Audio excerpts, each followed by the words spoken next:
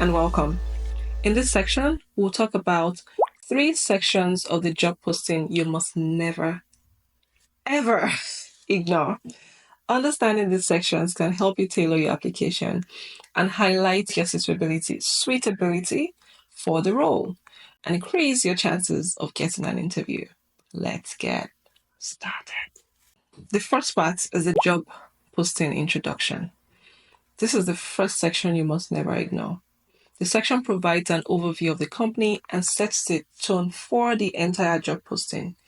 The introduction part typically includes a brief overview of the organization, like the organization's vision, mission, and values, sometimes a few key desired qualities for the role, and the significance of the role within the organization. This is your first glimpse into what the employer is looking for. For example, if the introduction states that the company is looking for a dynamic marketing problem solver, I know that sounds weird. They will likely not write it like that, but you get the gist. A dynamic marketing problem solver to lead our growing team. You know the value leadership, the value problem solving, the value your growth potential, and that gives you an idea of the things that you really want to highlight in your professional summary at the top of your resume. Additionally, the overview of the company, its vision, mission, and values can be vital for understanding the company culture and to know whether this aligns with your career goals or not. I've just watched a video just now where a businessman says business is war and somebody else says business is not war. In some cases, you would be able to get insights on and both perspectives are fine. If it works for them, that's okay. Whatever works for them is fine. But what I'm trying to say is that when you study the introduction part of the job posting, it could give you insights on, how the organization is, what the culture is. Imagine if you have a stand like business is not war. I'm not trying to compete. I just want to really improve and get the job done. Meanwhile, the organization stands on the foundation of business is war. Everybody's competing. It's a cutthroat environment. You might end up struggling in this kind of system, which is why you need to, look at the introduction, try to understand, read between the lines so that you can know if the organization is even a fit for you or not. Another thing that studying the introduction can help you do is writing a beautiful and fitting cover letter. If you have studied the introduction part of the, and this is not to say that all job postings have, I've seen some job posts where all they have there is the name, the job title, and the responsibilities. But in a case where the organization has taken the time to provide that introduction, you really want to be studying it because it helps you to write a beautiful cover letter that applies to the organization. Think about it. Mentioning the company's mission in your cover letter would certainly make you stand out, right? It would resonate more and help you make a strong impression on whoever is reviewing that cover letter. So if the company emphasizes innovation and sustainability, you want to be mentioning in your cover letter or in your summary if these are areas of passion for you too. That's a great fit, I would say. The second part that people tend to ignore, which they should not, especially newcomers, is the roles and responsibilities part. That this seems like a no-brainer, I know, but hear me out. In Canada, job titles can be very deceptive. Sometimes the job description can be vastly different from what you are used to. Another factor is that the same job title in two different industries may be required to carry out vastly different duties.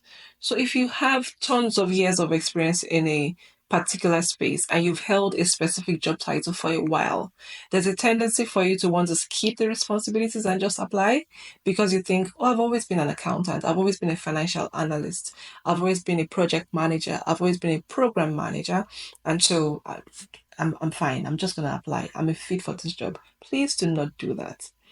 please do not do that, because you just might be applying for something that's completely different from what you're used to. Carefully review the job description to understand what the employer expects from that position, and this will help you determine if you're a good fit for the role and tailor your resume with your cover letter accordingly. An example is if the job title is program manager, you really want to be reviewing the description, because it may reveal to you that the program manager position is not the management of multiple projects. If this is a non-profit space, it could simply be the management of a social service program, that serves a need for the community. If you have project management expertise, you would tend to think, oh, it's a non-profit space. I mean, it's a management of different programs, but it means come something that's different in the non-profit space. It's the management of a program, an initiative that's meant to serve the community, or the community, the target clients of the organization in a specific way. And the the KPIs are different, the expectations are different, the job, everything is different, right? So you really want to be paying attention to the job description. Another fun example I can give to you is I recently saw a job posting for a community animator. What came to your mind when you heard that? Animator. If you're a graphics designer or you're a creative person, the first thing that might come to your mind is something that has to do with graphics, animation, and things like that. Guess what? It has nothing to do with all of that. It's just someone who gears up the community, gets things done. By the time you review the job posting, it will reveal this to you, because this position is within the non-profit space. So there's something more like a a community engagement person, something like that engages with the community, and just gets the community excited about the work, what needs to be done, and things like that. This is why you really want to be, reviewing the job description. If you haven't been doing that already, this may be the reason you might not be getting calls back, so that you can, begin to make adjustments where necessary. The third point is, or the third section, sorry, would be the closing and the conclusion. So you have reviewed the introduction, you have reviewed the job description, and you're thinking, what more could, please, I'm done. I've done my best. I'm just going to go apply. Please stop. Take a look at the closing part, right? Take a look at the closing part, because let me ask you a question. Have you ever tried to upload a document on an application portal, and you kept trying for hours with no success, only to go check the last few lines of the application instructions and find out that you are uploading the wrong format, or maybe uploading the wrong size? Well, don't cover your face if you're guilty. I have also been guilty of that. Haven't we all been guilty of that at some point? But that's why you're watching this video. The truth is, the closing section tends to include important instructions, and this can be details of the required documents, the format of the document. In some cases where you've been asked to maybe provide a portfolio, they're telling you the types of the size of the document, the types of links that they accept. Some applications, some organizations will say, oh, they only want you to provide both your. I know an organization in the region where I live that usually would ask you to put your cover letter and your resume in one document. They would even tell you the order in which they should appear. But if you don't read the conclusion part of the job post, you would not know this. You really would not know this. So following the instructions carefully is very crucial. Failure to comply with application guidelines can result in your application being overlooked.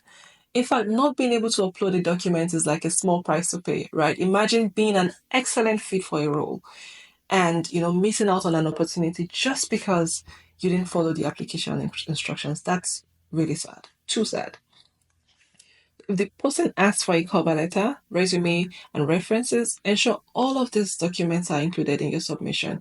If the person says, only provide your resume in PDF format, ensure that your resume is in PDF format. Because, like I said, not being able to upload is good. Some platforms will give you the opportunity to upload, your resume just would not be shortlisted because it's not in the right format. The conclusion section is very important. And in some cases, it provides contact information for further inquiries about accommodation requests. This is something I also wanted to mention. Very important. The accommodation requests. So before I go to the accommodation request, all of the contact details can be very helpful if you have questions about the application process.